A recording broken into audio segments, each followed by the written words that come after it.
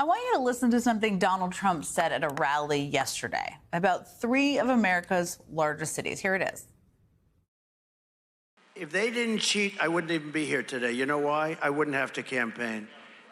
I'm here only because they cheat, and they cheat in this state, especially in Philadelphia.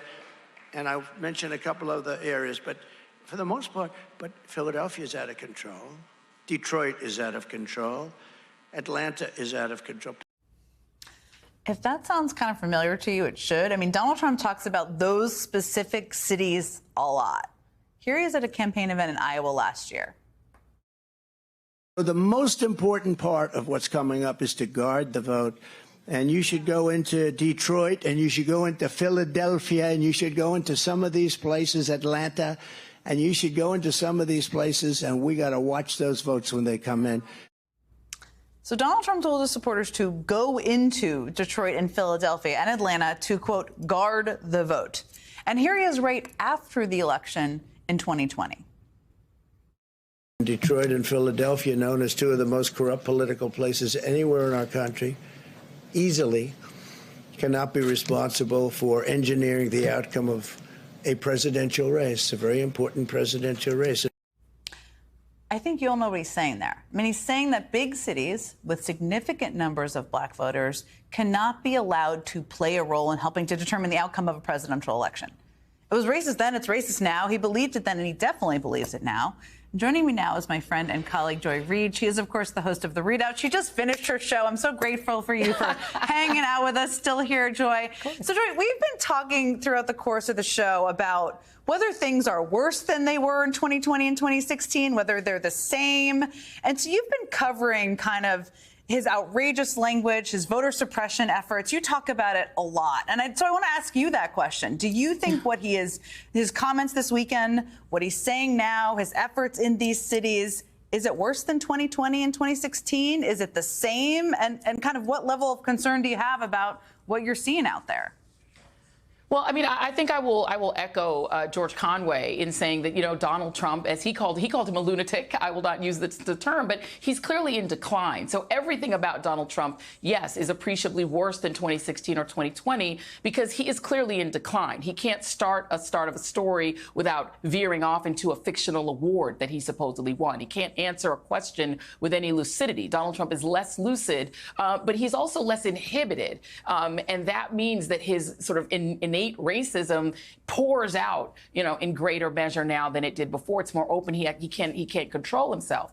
But I do think, and to your previous panel point, Jen, it is calculated, right? I mean, Donald Trump isn't just a doddering fool who happens to be racist. He's a calculated person who is not trying to grow his vote share.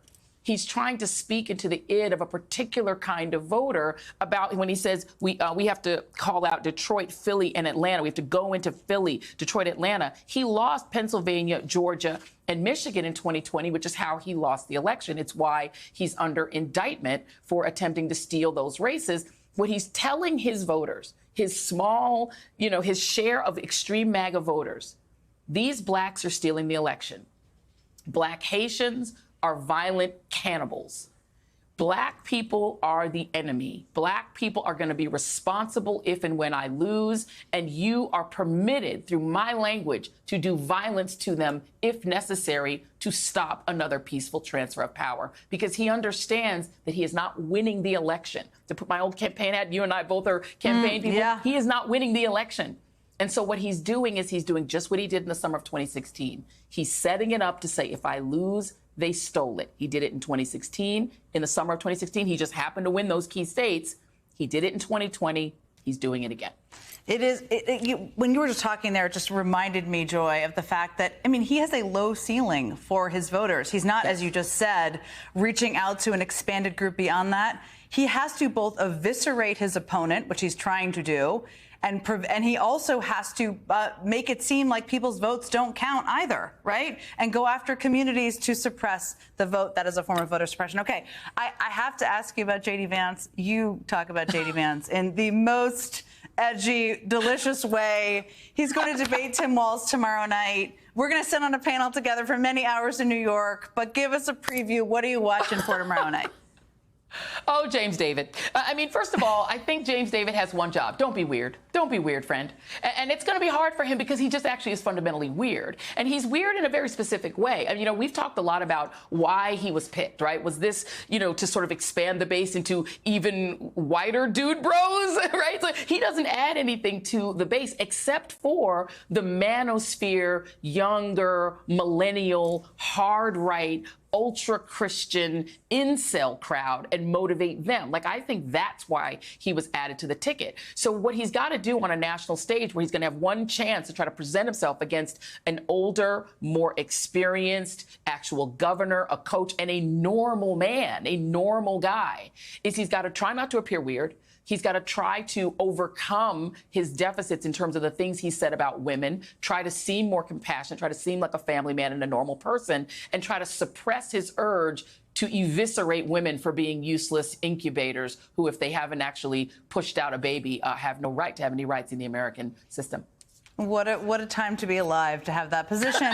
Okay, before I let you go, I mean, this debate, and you've covered so many of these, it's going to happen amid a significant escalation in the Middle East. I know you were just talking about this on your show in the last hour. The IDF has confirmed that limited ground operations began tonight in Lebanon. And one of the most frequent attacks from Vance and Trump is that the world is on fire now and that the Biden-Harris administration is to blame.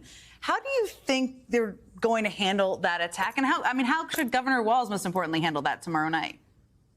I mean, there is just no doubt that President Biden's Middle East policy is a drag on Vice President Harris. That is just a fact. Among younger voters, among people who are concerned about World War III, it is one of the things that are attracting younger voters, including some, younger voters of color, away from her, even if not toward Trump. There is a certain vote that is a neither vote still, and it is literally because of the Middle East and the fear that the Biden policy, there's sort of his inability, for whatever reason, to stand up to Bibi Netanyahu and to get tough with him is leaving open that possibility. Now, that's going to potentially hurt this ticket in Michigan, the Biden, the Kamala Harris, Tim Walz ticket in places like Michigan.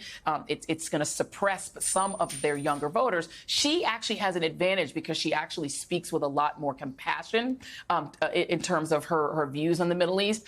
But it is a risk. And so I think what Tim Walz is going to have to do, what Governor Walz is going to have to do, he's going to have to draw on his military experience. He's going to have to essentially say, look, I am a man with military experience and I have compassion for our troops, and I, too, do not want them at war. I don't want to see young men and women have to be marching off to war in the Middle East, and we will have a policy that ensures international law is followed, that respects the views of Americans who do not want deeper involvement in this region with our bodies on the line, and that we understand and hear the people who have said that we want peace. And do not allow Donald Trump to present himself as the peace candidate, because we all know that there's one thing Bibi Netanyahu wants more than total war and not to go to prison. It's Donald Trump to be president of the United States. And if he got Trump, he would be far worse, far more unleashed, and far more uninhibited in the things that he would do to the people that a lot of peace voters on the left care about.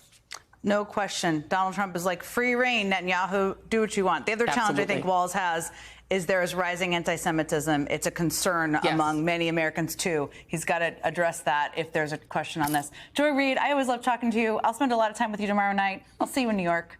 Thank you so much for joining me. See you, friend.